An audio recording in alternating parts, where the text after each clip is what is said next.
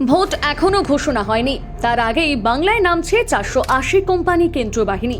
হ্যাঁ, ঠিকই শুনছেন, চূড়ান্ত ভোটার তালিকা প্রকাশের আগেই সরাসরি স্বরাষ্ট্র মন্ত্রকে নিয়ে ফেলল বড় সিদ্ধান্ত। খুব শীঘ্রই 2 দফায় মোতায়েন হবে বাহিনী।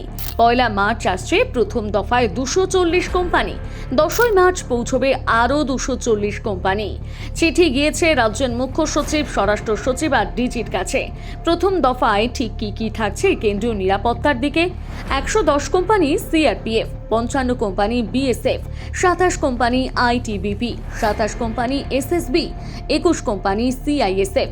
অন্যদিকে দ্বিতীয় দফায় আসবে 120 company CRPF, 65 company BSF, 20 company ITBP, 19 company SSB, 16 company CISF. সব মিলিয়ে মোট 480 কোম্পানি কেন্দ্রীয় বাহিনী।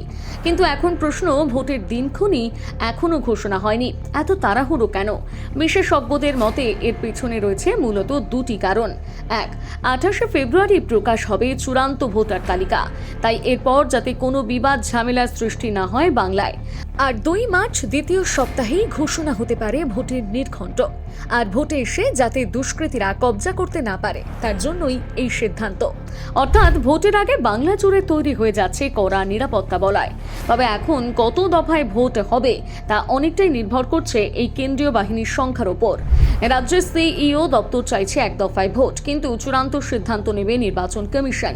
চূড়ান্ত বার্তা স্পষ্ট, ভোটের আগে কড়া নজরদারি, কড়া বার্তা। নির্বাচন ঘিরে সামান্য অশান্তিও বরদাস্ত করা হবে না।